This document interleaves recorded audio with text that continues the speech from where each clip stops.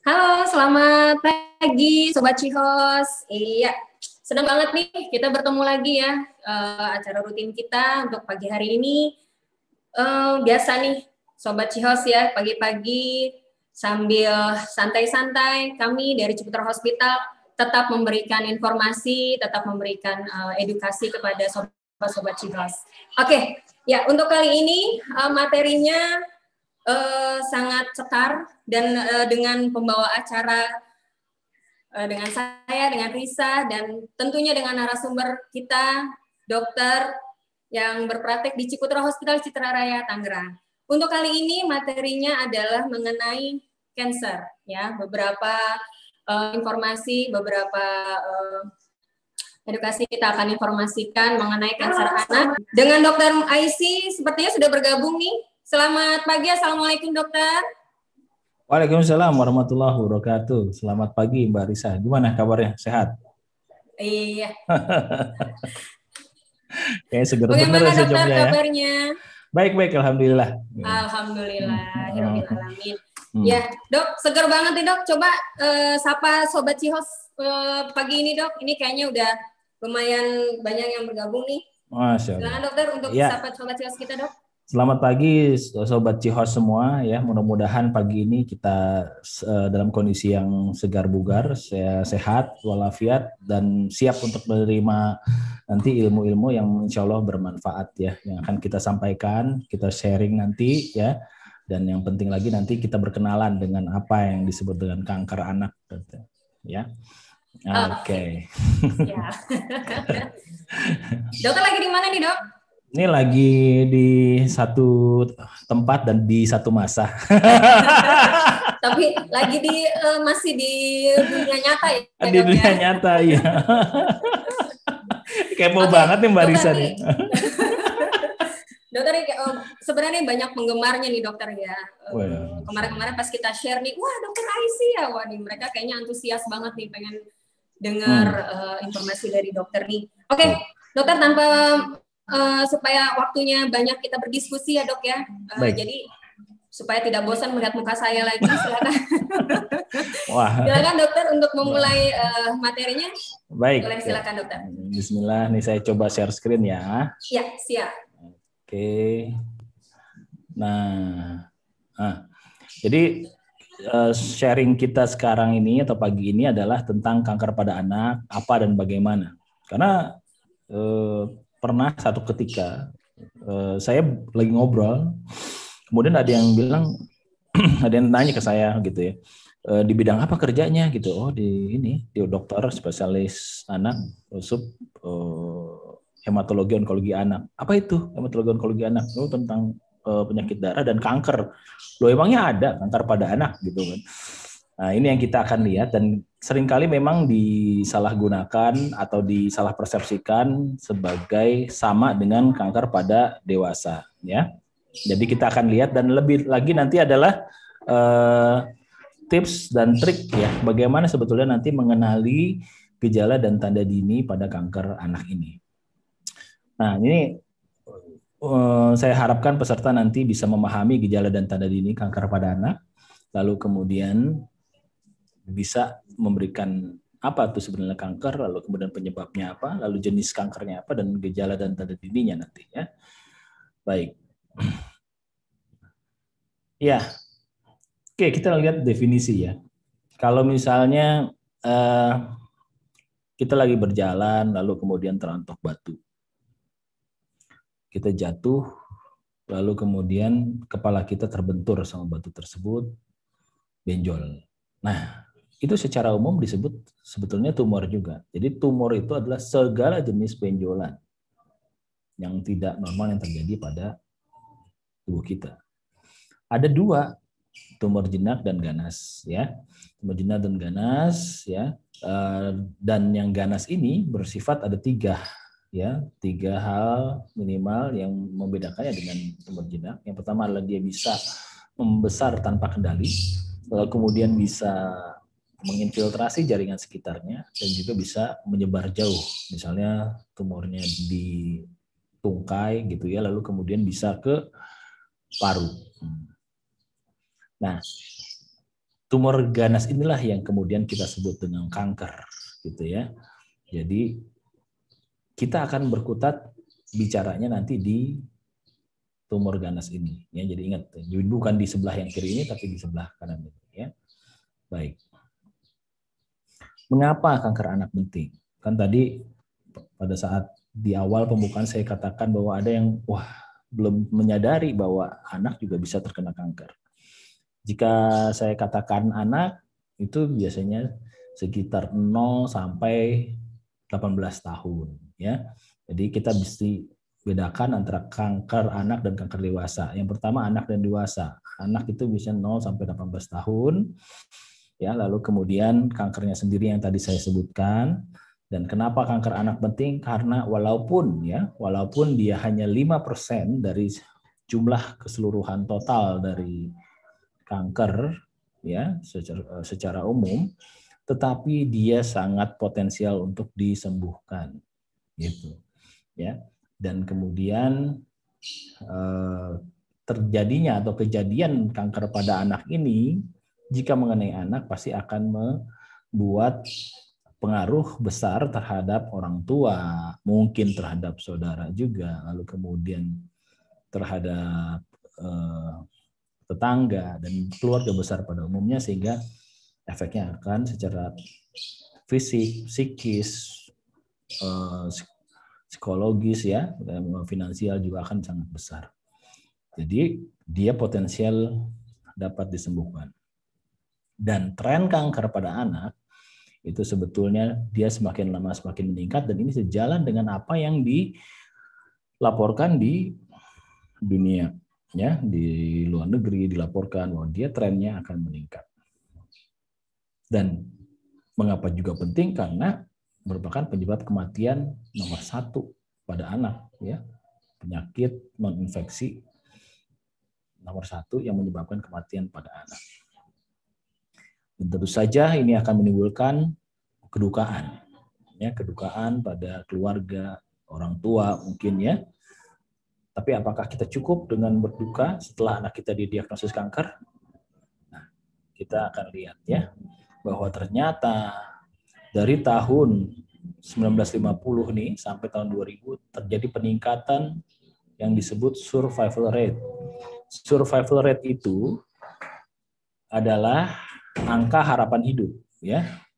Angka harapan hidup pada anak dan remaja, ya, yang menderita kanker ternyata meningkat dari sekitar 20% menjadi 80%, bahkan 90%-an, ya. Nah, makanya dikatakan salah satu jenis terapi pada kanker, ya, acute lymphoblastic leukemia, pengobatan pada acute lymphoblastic leukemia ini dikatakan sebagai terobosan paling fenomenal di dunia kedokteran. Salah satu terobosan paling fenomenal di bidang kedokteran. Jadi ini di kondisi di luar. Pasti kita akan bisa juga, ya. Dan tentu saja kita bukan suatu hal yang mudah untuk mencapai hal tersebut, tetapi dan bukan juga satu hal yang tidak mungkin. Satu penelitian yang dilakukan oleh Scott Howard, ya, dia membandingkan antara data di luar negeri, di high income country dengan low middle income country, negara berkembang, dan juga dilaporkan di WHO, ya, mengatakan bahwa survival rate itu di negara maju 80%, sedangkan di negara berkembang secara umum ada 20%. Ada sekitar diskrepansi sekitar 60%, yang itu disebabkan kenapa? Karena pertama, underdiagnosis. Jadi pasien anak yang menderita kanker tidak terdiagnosis, ya, mungkin tidak dibawa ke dokter, gitu, ya. Terus yang kedua, udah didiagnosis tapi tidak mendapat terapi. Mungkin setelah dibawa ke dokter dikatakan, oh, anaknya sakit kanker, terus kemudian coba-coba, ya, coba sana, coba sini di luar rumah sakit. Setelah stadiumnya lanjut, balik lagi ke rumah sakit, tentu saja itu akan jadi hal yang lebih sulit. Lalu yang ketiga adalah dia diterapi, sudah didiagnosis, sudah diterapi di rumah sakit, tapi kemudian tidak full terapinya, sudah merasa baik, gitu, ya, Lalu kemudian ya sudah, karena terapi kanker ini membutuhkan waktu yang lama dan banyak naik turunnya, ya.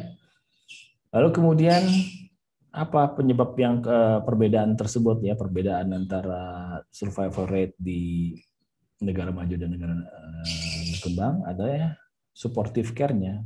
Kematian akibat kanker tuh umumnya karena perdarahan dan infeksi. Nah, supportive care ini juga yang mesti kita jadi perhatian, ya. Nah, ini yang saya katakan bahwa mereka mengatakan 84% is still not good enough. Jadi enggak puas gitu dengan angka 80%, ya. Waktu saya belajar di Prinses Maxima, ya, di Belanda, Utrecht, ya, saya tanyakan kepada profesor saya, dikatakan bahwa berapa sih target Anda nih untuk cure dari childhood cancer nih? Dia mengatakan 100% dengan yakinnya, ya, gitu. Karena memang ternyata ada tanda-tanda yang mengarah ke sana, gitu. Nah, ini kita memang perjalanan panjang ya untuk bersatu menyamakan dengan angka kesembuhan atau survival rate di luar, ya, dan juga kemudian menggenapkan 20% sisanya tadi jadi 100%. Itu juga yang sedang coba dilakukan di luar negeri, ya. Nah, makanya kan di Eropa, ya, di Belanda. Jadi ada 2 pusat paling prominen, ya, di dunia, satu di Belanda dan satu di Amerika.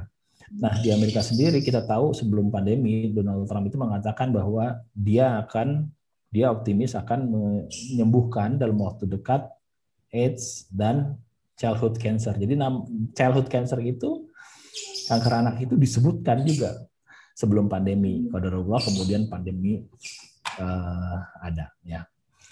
Nah, di Indonesia sendiri sekitar 5.000 sampai 6.000 kasus barunya per tahun. Banyak, ya. Tapi kemudian ini adalah jenis tumor pada tersering, ya. Dan sayangnya memang salah satu hal lagi yang menyebabkan kanker itu jadi sulit disembuhkan kanker anak itu karena dia ditemukannya di stadium lanjut, terutama yang datang ke rumah sakit. Ini kita tahu di stadium 1 cuma 15%.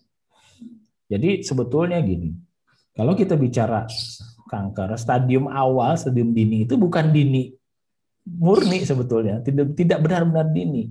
Karena untuk menjadi suatu gejala itu harus terdapat sekitar 10 pangkat 10 sel kanker.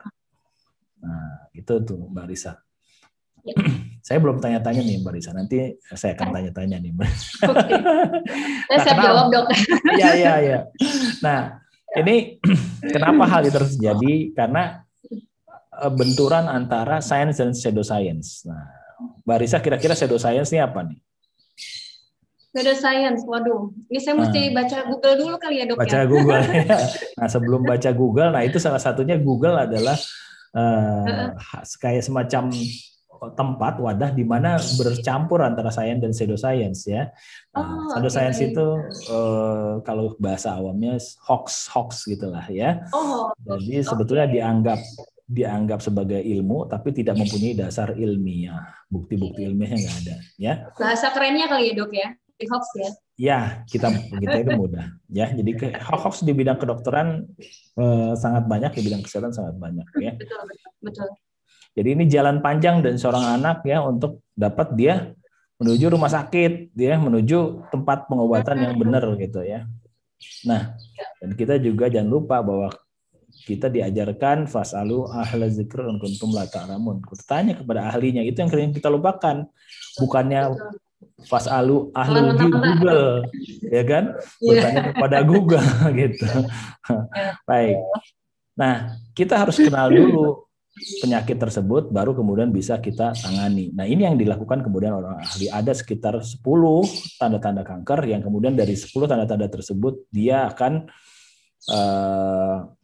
bisa menemukan gejala dan kemudian menemukan penyebab proses terjadinya, baru kemudian kita menanganinya. Ibarat kalau misalnya kita mau ke Cihos gitu, kita harus tahu dulu kira-kira jalannya di mana, daerah mana gitu, ya.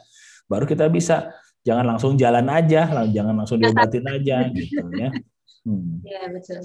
Nah, karena yang faktor lainnya bahwa anak bukanlah orang dewasa yang kecil, ya, bukanlah miniatur orang dewasa.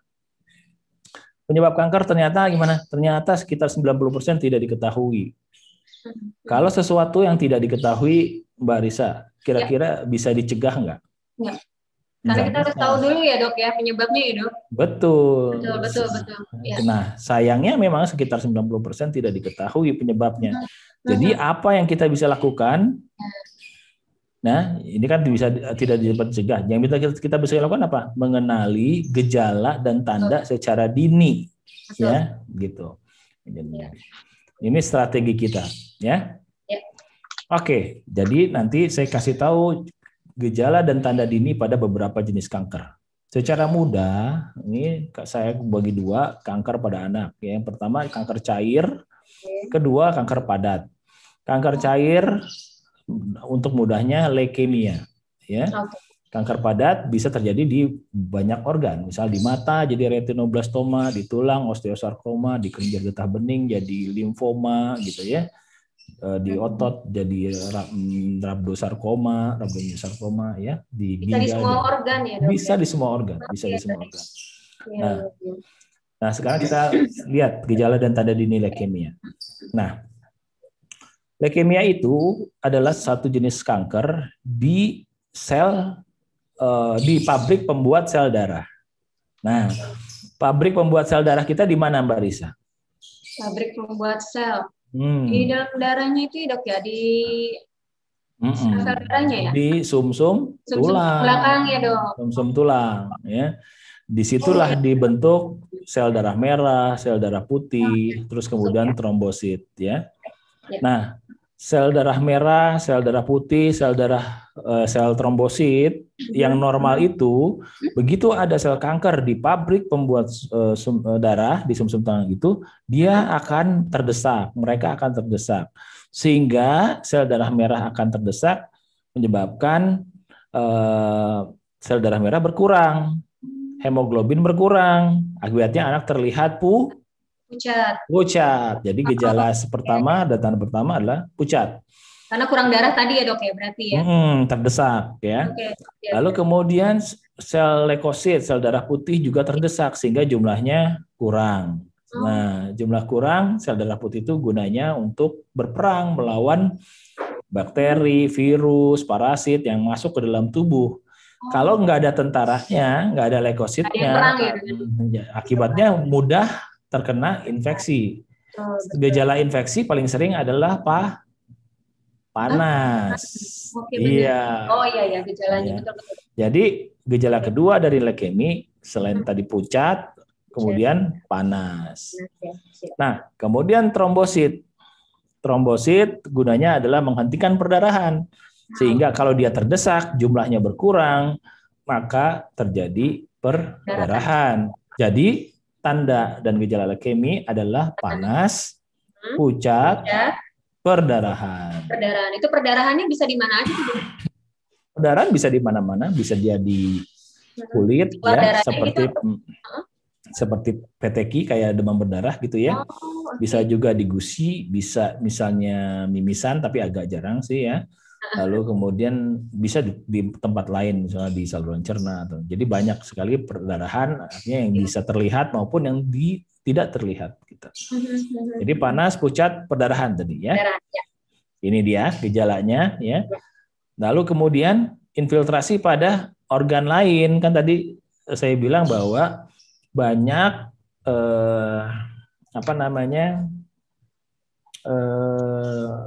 jenis sifat kanker adalah bisa bermetastasis atau menyebar jauh ke tempat yang jauh ya. Nah, dia bisa menyebabkan pembesaran hati, pembesaran limpa, pembesaran kelenjar bening leher ini, pembesaran gusi, lalu kemudian testis yang membesar ya.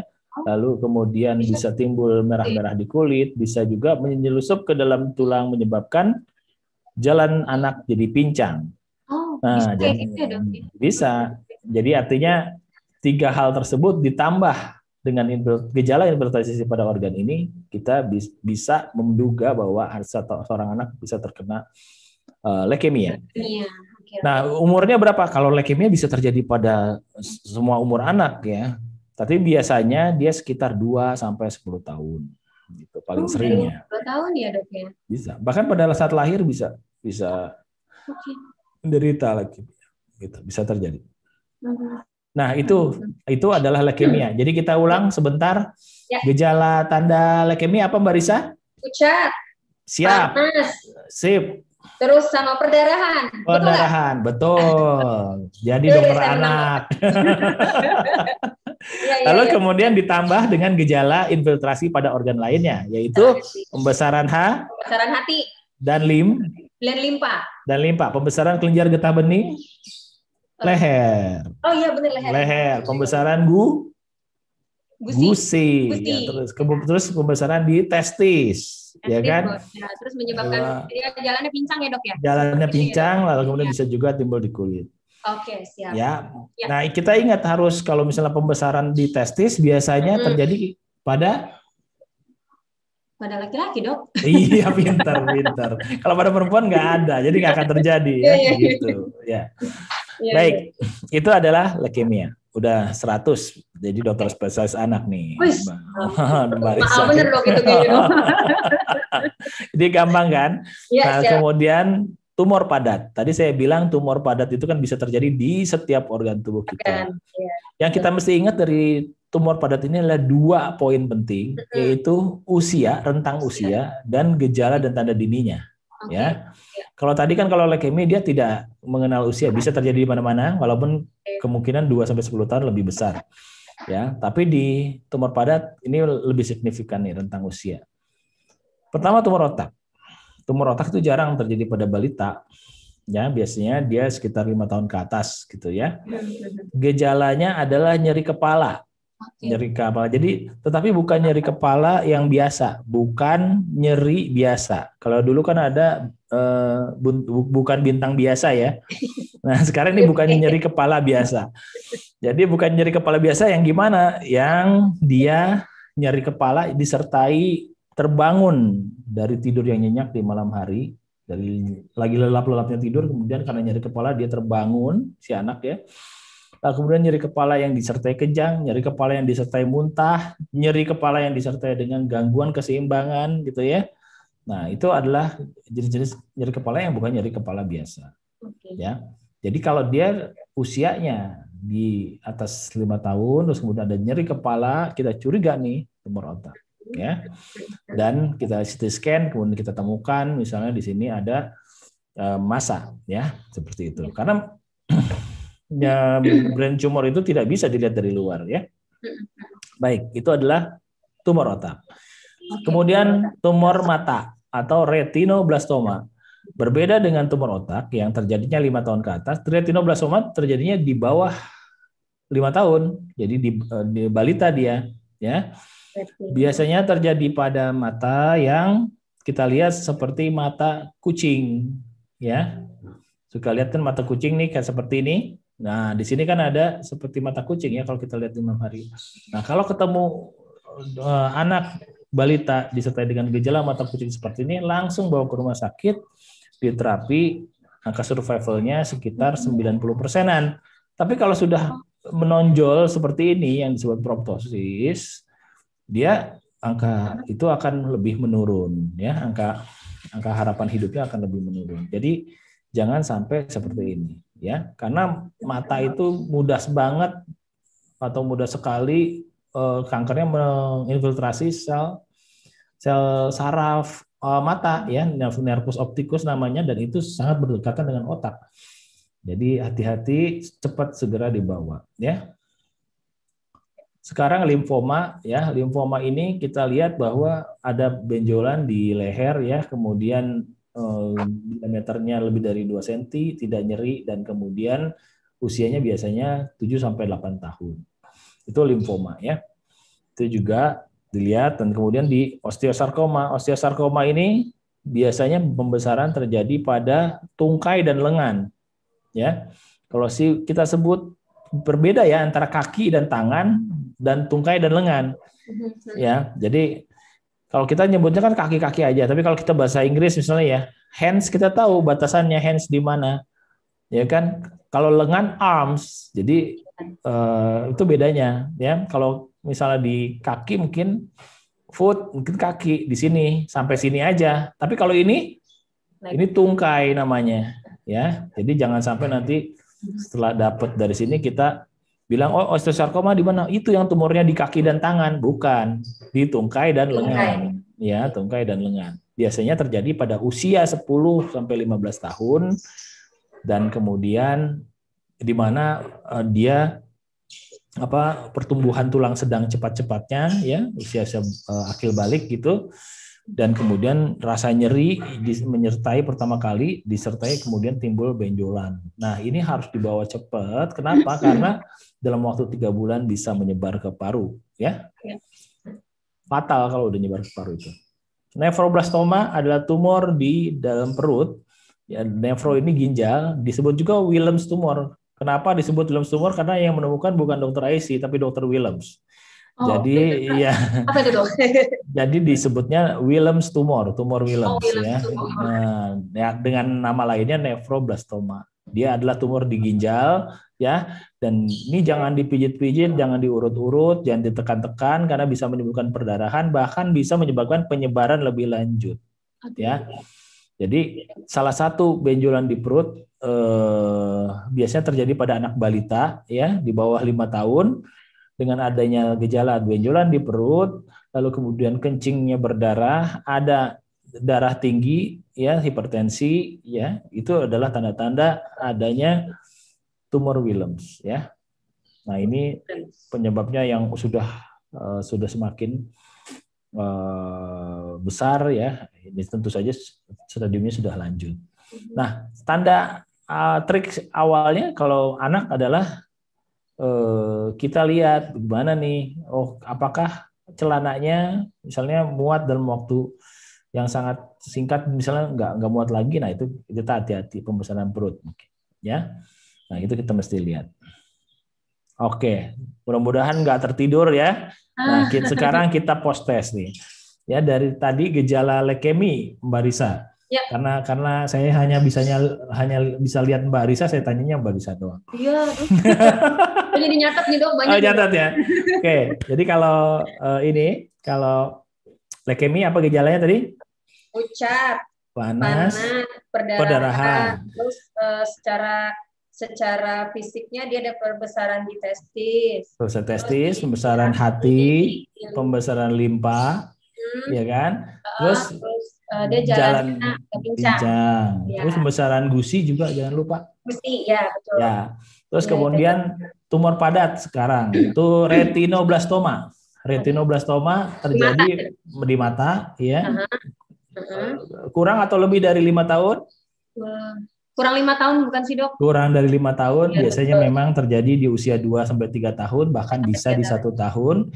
Gejalanya adalah mata kucing, ya. Jadi kalau misalnya ketemu anak di bawah 5 tahun, terus kemudian gejalanya mata kucing, ya, mungkin sekitar usia 2-3 tahun gitu, ya, bilang aja ini kemungkinan retinoblastoma, segera bawa ke rumah sakit gitu. Ya. Kalau ditanya gitu, kok tahu? Ya tahu dong, karena kan udah ikut Health and Talk dari Cihos gitu. Jadi pinter, dok. Jadi pinter. Nah, itu retinoblastoma. Sekarang kanker tulang, osteosarkoma. Ya, umur?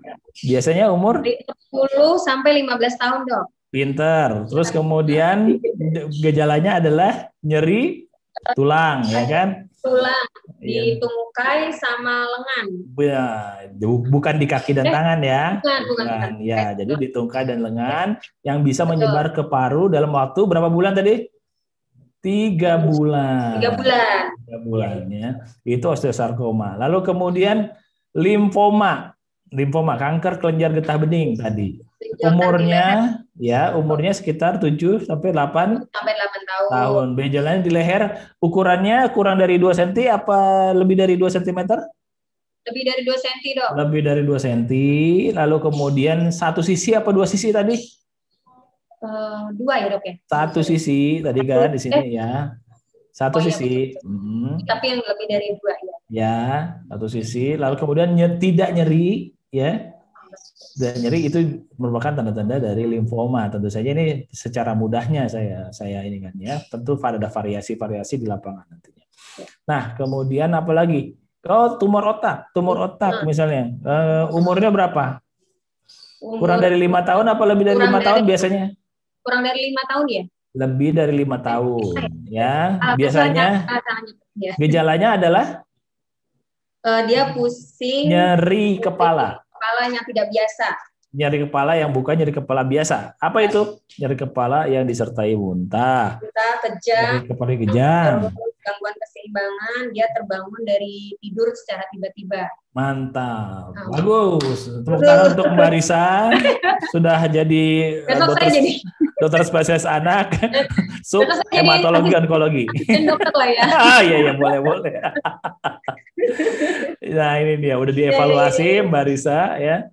Nah kemudian ini salah satu quotes ya yang masih berlaku sampai sekarang bahwa awal penyakit sukar diketahui tapi mudah diobati, tapi kalau penyakitnya sudah lanjut mudah diketahui sukar diobati. Nah, kesimpulannya penemuan gejala dan tanda dini pada kanker anak bisa meningkatkan angka harapan hidup dan ini tugas kita semua ini ya, bukan tugas tenaga kesehatan saja. Dan kunci diagnosis kanker anak adalah rentang usia serta gejala dan atau tanda dini yang khas ya. Nah, kan sekarang Mbak Risa udah keluarga belum? Sudah dok, anak 3 dok saya. Anak 3, kan bisa cerita ya ke anak ya. Dulu mama, wah kalau misalnya sekolah pinter loh, ulangan dapat 10 ya, gitu. Nyontek nggak mah? Enggak gitu kan. Nggak ketahuan maksudnya. Nggak ketahuan, misalnya gitu. Lalu kemudian mama kerja di Cihos dan kemudian pada saat pandemi mama ini loh melakukan webinar online loh di situ. Wah, dia kayak gimana tuh? Oh iya, soalnya pada saat itu ada corona gitu, COVID. Itu bisa kita ceritakan. Kita punya masa lalu nanti yang bisa diceritakan kepada anak kita ya, cucu kita gitu ya. Nah, kita semua punya hal untuk itu. Ya, misalnya kalau saya dulu misalnya pacarnya berapa lah gitu kan bisa cerita gitu. Kalau itu jangan dong. Jangan ya. Lama itu nanti. Malah masalahnya sama bapak nanti. Ya itu bisa dunia masa lalu yang diceritakan. Tapi anak-anak kanker gimana? Mereka punya masa depan untuk diperjuangkan. Dan ini tugas kita ya. Mudah-mudahan apa yang saya sampaikan bisa bermanfaat. Saya tutup cukupkan sampai sini. Kalau ada pertanyaan silahkan. Ya. Oke, Sobat Cihos. Iya, ini tadi menarik sekali ya materinya. Saya sampai mencatat banyak catatan nih dok ya. Terima kasih banget nih dok. Sebenarnya sih saya agak sedikit, ini sih pertanyaan dari saya aja sih dok ya. Tadi kan saya agak sedikit nyimak nih mengenai gejala-gejala gejala-gejala alami yang dialami sama si anak mengenai tadi ya lebih ke leukemia ya. Saya agak tertarik sih di situ ya. Jadi apakah si leukemia ini akan muncul karena sesuatu kecelakaan gitu? Maksudnya gini, misalnya kan anak-anak ini kan pada saat masih kecil, apalagi balita, itu kan sering jatuh, sering terbentur, kayak gitu ya. Terus mungkin dia entah makan atau misalnya dia tidak hidup sehat ya. Misalnya dia kan kalau makan kan sembarangan tuh dok, apa aja dimakan gitu ya. Apakah bisa dari situ dok si anak ini bisa terkena misalnya kanker atau leukemia atau tumor otak atau apa gitu dok? Baik, ini pertanyaan bagus dan memang sulit dijawab juga. Artinya apa? Artinya memang secara umum kanker itu kan terjadi karena interaksi antara genetik dan lingkungan. Ya. Betul. Tetapi lingkungan di kanker anak, kejadian kanker ini tidak begitu dominan dibandingkan dengan genetiknya ya. Namanya ketidakstabilan genetik gitu. Nah, ketidakstabilan genetik itu beda dengan keturunan ya. Jadi jangan sampai disalahartikan atau disalahpahami saya bicara masalah genetik kemudian ini keturunan, tidak. Faktanya adalah hanya sekitar 10% kanker pada anak yang diturunkan. Sisanya tidak diturunkan ya, tetapi bisa terjadi dalam satu keluarga, namanya familial gitu ya. Nah, semua penyakit itu pasti ada dua unsur tersebut, genetik dan lingkungan. Nah, genetik dari kanker anak ini lebih dominan ketidakstabilannya. Nah, itulah yang kemudian menyebabkan bahwa pengobatan yang sukses di luar tidak bisa langsung diterapkan di populasi kita karena genetik kita berbeda. Nenek moyang kita kan seorang pelaut ya. Jadi ternyata namanya pelaut tuh ada 3 titik pertemuan di Nusantara ini yang kemudian menimbulkan variasi-variasi genetik yang beragam, sangat beragam. Dan kita bisa lihat sebetulnya suku-suku kita kan sangat beragam, ras kita juga beragam gitu ya. Itu menyebabkan variasi genetik yang luar biasa sehingga tidak bisa langsung disamakan dengan misalnya Caucasian, misalnya Hispanic atau Black gitu misalnya ya. Nah, ras-ras tersebut gitu sehingga kita perlu memang protokol khusus, makanya kita punya protokol Indonesia gitu, Indonesian protokol gitu. Ya. Nah, kemudian bagaimana itu terjadi? Nah, ini menarik karena apa? Karena terjadi atau ada penelitian terbaru yang kemudian menimbulkan teori baru yang tadi kan saya sebutkan penyebabnya belum diketahui ya. Nah, tapi karena ada fakta baru, kemudian ini kayaknya ada sedikit kebuka yang kemudian bisa kita bisa lihat penyebabnya gitu ya. Ternyata teori yang terbaru itu khususnya pada leukemia adalah adanya infeksi yang terlambat. Infeksi yang terlambat. Tadi kan saya bilang kan biasanya terjadi di usia 2-10 tahun. Ya kan pertanyaan kenapa tidak di 1 tahun gitu ya. Ternyata ada infeksi yang delay, infeksi alamiah yang delay. Nah, kita kan baru terjadi, bukan baru ketahuan. Infeksi yang di awal, infeksi alamiah yang di awal itu berguna, tapi infeksi yang terlambat itu yang menimbulkan promosi kepada kanker. Nah, sekitar 10% dari bayi-bayi normal yang lahir itu akan mempunyai mutasi genetik. Ya, yang potensial menjadi kanker. Jadi itu tidak bisa kita paparin ya. 10% dari bayi-bayi yang baru lahir mempunyai mutasi tersebut. Tetapi mutasi itu tidak serta-merta akan menjadi kanker gitu atau terbentuk kanker ya. Nah, kalau misalnya dia mendapat infeksi di awal alamiah, misalnya dia lahir secara spontan ya, partus spontan lewat vagina gitu ya, di mana kuman-kuman di rongga vagina merupakan faktor infeksi alamiah ya. Nah, itu dia sudah bersentuhan atau berkenalan dengan kuman di situ. Itu infeksi alamiah yang justru efek protektif terhadap terjadinya kanker. Jadi dengan kondisi kita misalnya seksio, cesaria gitu ya, yang kemudian kalau ada indikasi tidak masalah, seksio cesaria tidak ada indikasi. Tapi kalau misalnya kita pengen lahir di tanggal 14 Februari nih, gitu, gitu kan? Direncanakan tuh ya? Direncanakan. Nah itu kan merupakan kerugian sebetulnya. Dia tidak melewati infeksi dari flora-flora normal yang ada di dalam rongga vagina gitu. Nah itu juga bisa meningkatkan risiko. Lalu kemudian sekarang kan kecenderungan misalnya vaksinasi gitu kan. Vaksinasi kan sebetulnya proses dikenalkan ya dengan bakteri, dengan virus gitu kan, dikenal yang tentu saja dilemahkan atau bagian itu kan merupakan pembelajaran dan merupakan infeksi alamiah yang bagus, sebetulnya efek proteksi juga. Nah, begitu ada gerakan-gerakan anti vaksin yang mungkin terpengaruh dari informasi pseudoscience, hoax yang beredar gitu ya, maka cakupan vaksinasi berkurang, itu juga bisa menyebabkan terjadinya nanti infeksi yang delay gitu. Nah, infeksi yang delay itu begitu ada bergabung dan berkombinasi dengan mutasi gen yang tadi 10% tadi, itu merupakan faktor yang bisa menyebabkan terjadinya leukemia. Jadi panjang banget, bisa 7 hari 24 jam ini kita ngobrol masalah itu nih. Tapi bagus itu. Iya, menarik sekali, Dok. Iya. Jadi tapi kalau misalnya kembali ke tadi yang ada bahas keturunan ya, Dok ya. Ini kebetulan nih ada pertanyaan nih dari salah satu sobat Cihos kita nih masuk ke WA saya dengan Ibu Rina, katanya gini. Jika tidak ada turunan kanker nih, Dok.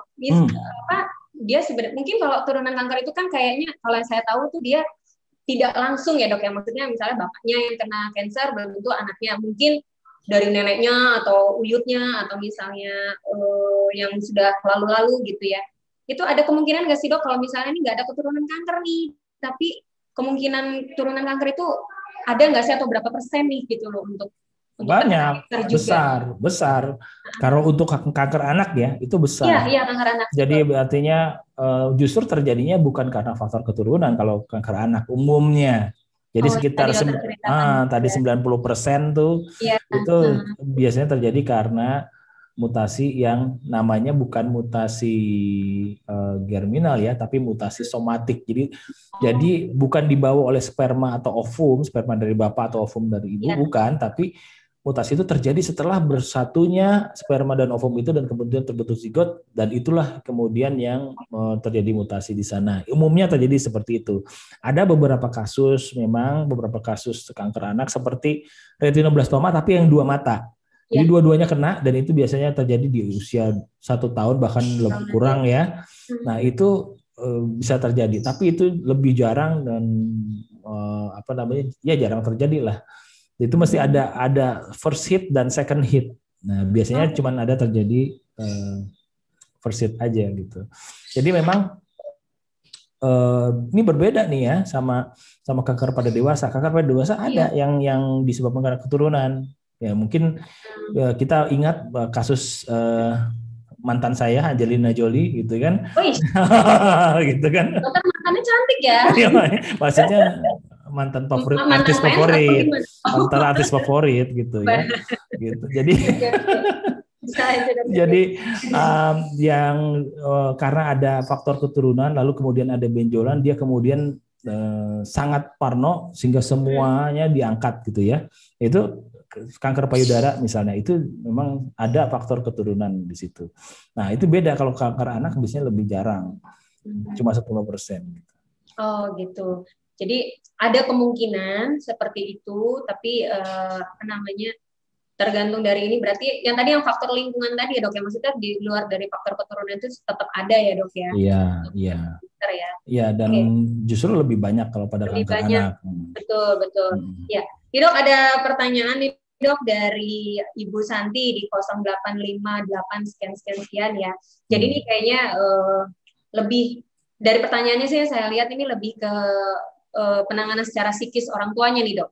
Jadi ketika mengetahui nih anaknya ini tervonis kanker gitu ya, biasanya sih apa nih dok yang perilaku secara psikis dari orang tua ini dalam menghadapinya itu seperti apa gitu? Apakah saya tahu mungkin orang tua langsung down ya, pasti ya langsung down begitu mengetahui dan tervonis anaknya terkena kanker gitu, apalagi masih kecil misalnya umur 1 tahun atau 2 tahun gitu.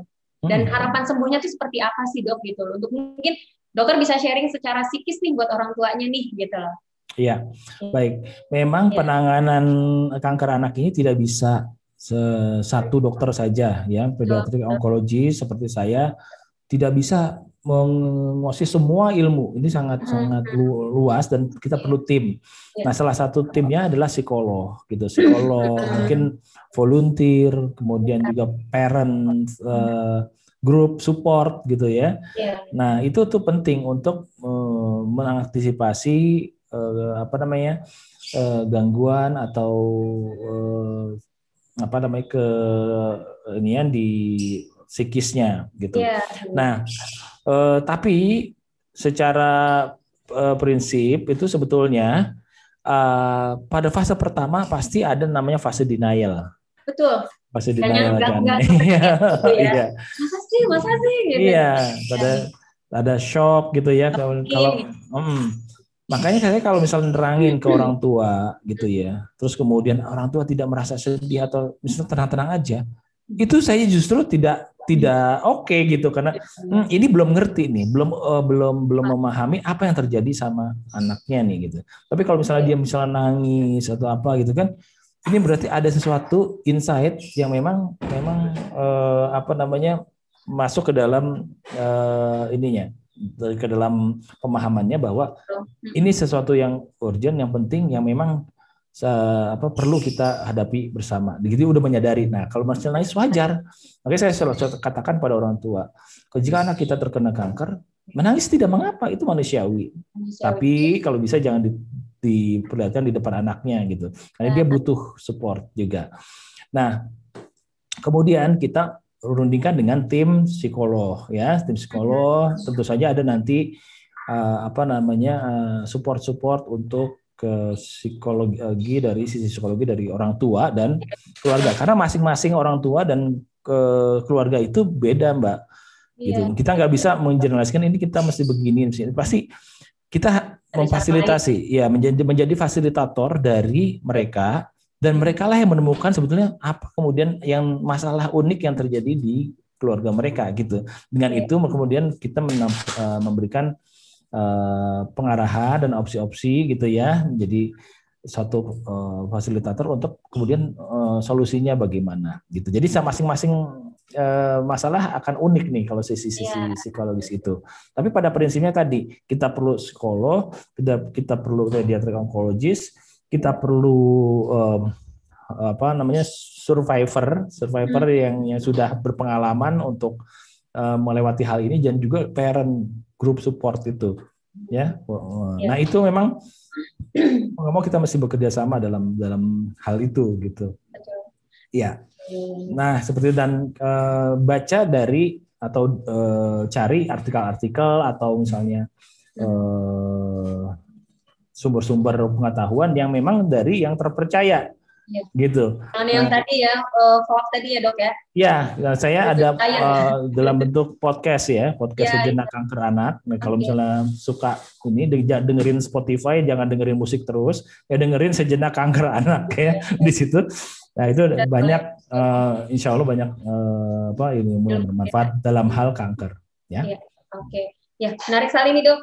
Jadi memang berarti kalau misalnya di kanker anak ini penanganannya lebih kompleks ya dok ya, maksudnya lebih banyak ya jalannya, harus ya itu tadi lebih ke psikisnya juga ada, ke orang tuanya juga menanggapinya juga jangan terlalu lebay juga tapi tidak terlalu santai juga gitu ya. Kalau kita tidak perlu memperlihatkan kepada anaknya gitu ya. Makanya kita kalau misalnya praktek atau visit gitu itu biasanya nggak pakai baju putih dokter gitu. Ya. Nah baru saya pengen ngomong lagi ya, kalau yang melihat dokter itu pas berobat ke dokter itu gimana dok? Mereka langsung merasa takut. Aduh nih dokter gitu. Tadi lihat itu nggak slide saya yang nomor berapa, nomor 2 atau nomor 3 gitu ya, yang dokternya pakai badut, kayak badut gitu kan. Nah itu sebetulnya satu pendekatan juga bahwa supaya tidak menyeramkan, dan kita berharap memang kanker dan penanganannya tidak menimbulkan rasa trauma dan juga tidak menimbulkan rasa nyeri gitu ya. Jadi memang butuh ya support, misalnya rasa nyeri misalnya kita butuh mungkin dari anestesi, dari hipnoterapis mungkin gitu ya. Nah itu untuk supaya anak jangan traumatik. Ya. Oke. Dokter, ini ada satu pertanyaan lagi nih dok. Ini kayaknya anaknya yang terkena leukemia ya dok ya. Jadi dari Pak Supri ya, Pak Supri katanya menanya nih, katanya, dok, anak saya kan leukemia nih, anak usia 4 tahun. 4 tahun nih sudah terkena leukemia saat ini dan lagi menjalani kemo sudah kurang lebih 1 tahunan. Nah di era pandemi kayak gini nih gimana ya caranya? Karena anak kemo kan imunnya lagi rendah nih dok. Ya kan lagi maksudnya rentan lah untuk terkena ya virus itu gitu ya, dan imunnya lagi rendah, tapi biar tetap fit itu caranya gimana ya dok ya, supaya menjaga stamina dan imunnya dia gitu dok. Ya memang ini pertanyaan yang menarik, dan kita menduga seperti itu tadinya, bahwa anak-anak yang kanker yang mendapat kemoterapi pasti imunokompromis gitu, yang imunnya rendah gitu kan. Ya, betul. Ternyata laporan-laporan di beberapa cancer center di dunia gitu ya, ternyata insiden COVID misalnya ya pada anak itu rendah, anak dengan kanker gitu ya rendah. Ya bahkan kalau misalnya yang terkena pun tidak menjadi satu yang berat. Itu belum bisa dijelaskan kenapanya, tapi alhamdulillah faktanya demikian gitu ya. Cuma kita jangan terbuai dengan fakta tersebut. Ya, artinya kita tetap berhati-hati ya. Dan cara meningkatkan imun kita tetap. Jadi jangan menunda pengobatan, terus itu pengobatan itu dilakukan. Dan kemudian nanti kalau misalnya ada program vaksinasi ya untuk awam sudah dimulai, jangan ragu-ragu vaksinasi COVID itu. Ya karena herd immunity yang sekitar 70-80% itu mesti dapat. Itu kenapa? Nggak bisa 100% karena ada anak-anak yang tidak bisa divaksinasi. Ada populasi orang-orang yang tidak bisa divaksinasi. Salah satunya adalah si anak dengan leukemia ini gitu. Jadi jangan merasa bahwa saya sehat, saya nggak usah divaksinasi deh, saya kuat gitu ya. Enggak, justru itu merupakan pertolongan kita terhadap anak-anak yang tidak bisa divaksinasi gitu. Jadi supaya dia juga terlindung dari infeksi virus yang berbahaya gitu, seperti itu. Jadi aman dok ya buat vaksin ya dok ya. Buat yang di sekelilingnya yang sehat.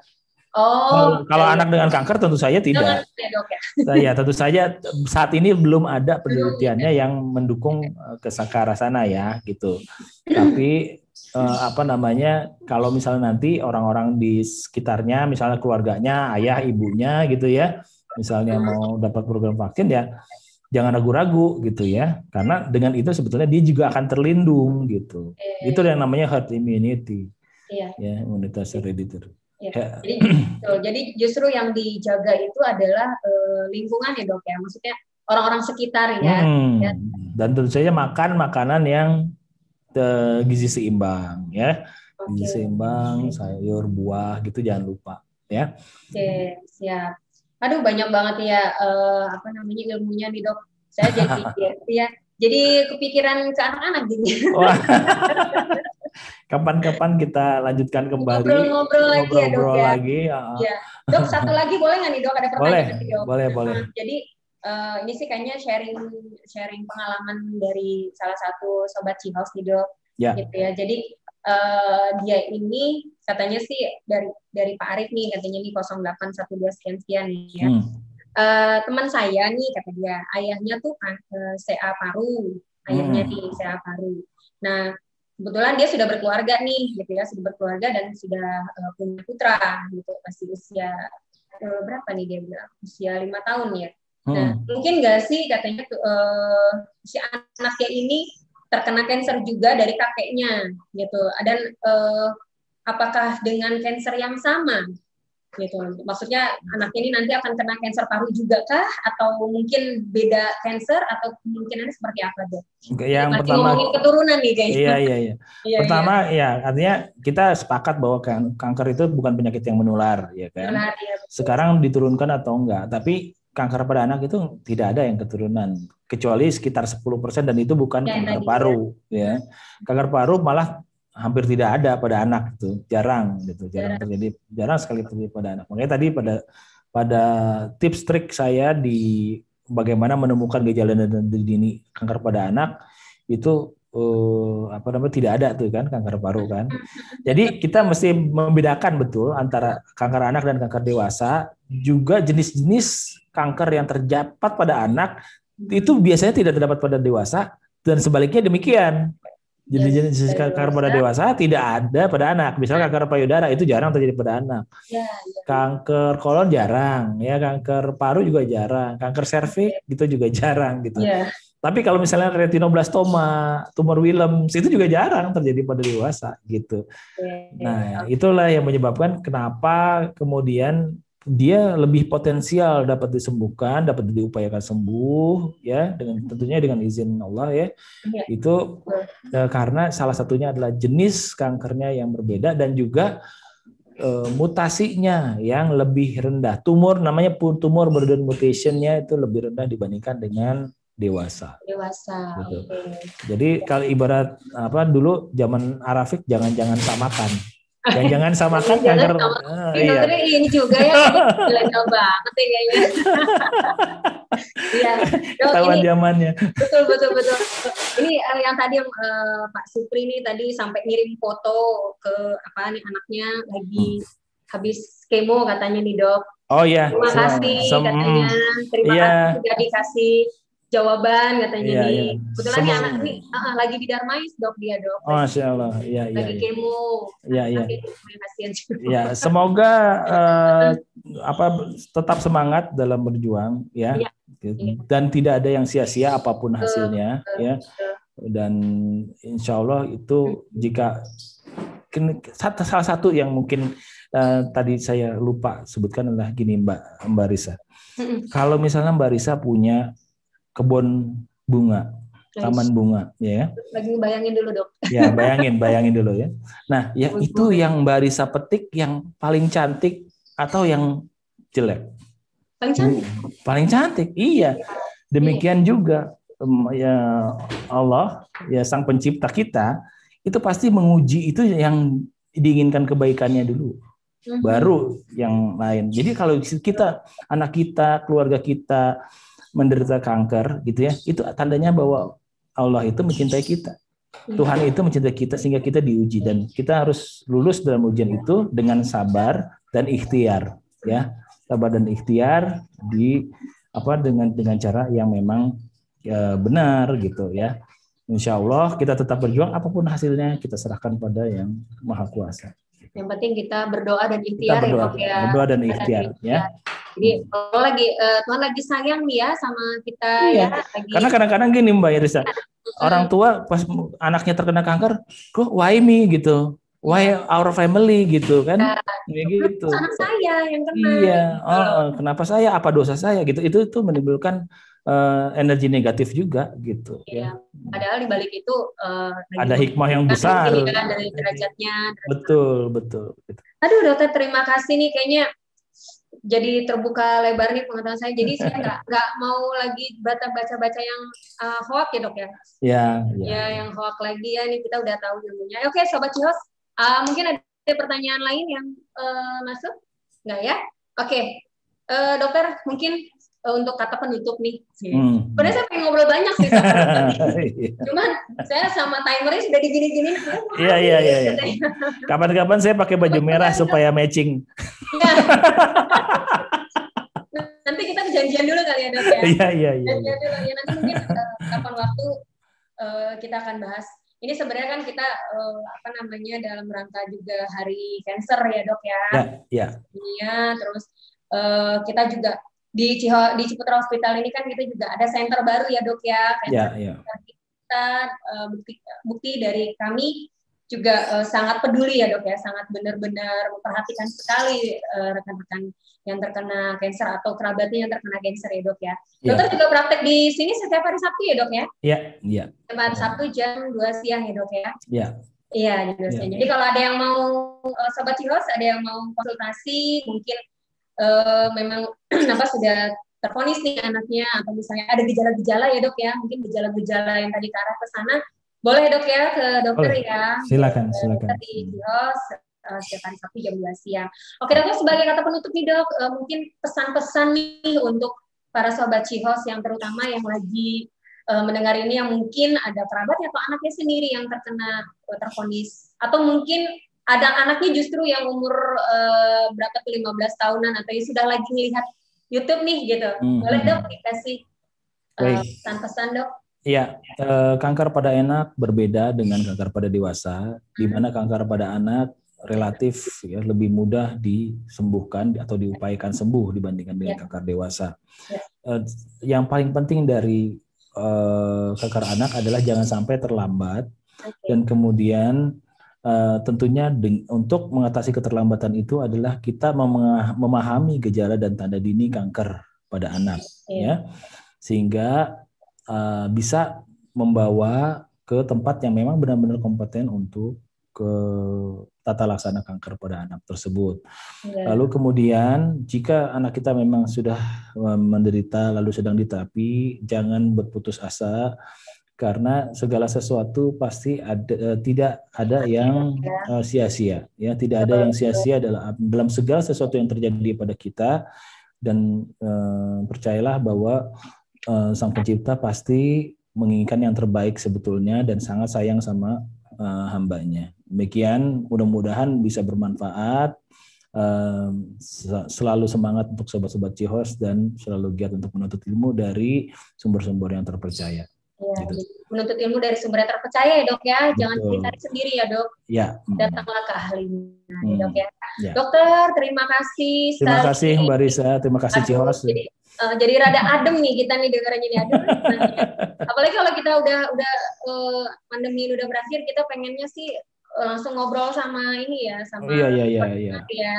Betul. Seminar lagi. Kita doakan ya supaya cepat berakhir.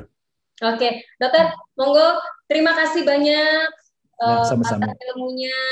Nanti mungkin kapan waktu kita akan kembali dengan topik dan tema yang berbeda ya dok ya. Insya Allah. Jangan bosan ya dok, diajak sama kita ya dok. Jangan bosan-bosan juga ngajak saya. Iya. Jadi kangen ya kalau kayak gini ya. Oke dokter, terima kasih ya dok. Terus sekian nanti paling nanti kita akan ketemu lagi dengan tema yang berbeda ya dok ya. Assalamualaikum warahmatullahi wabarakatuh. Waalaikumsalam warahmatullahi wabarakatuh. Baik.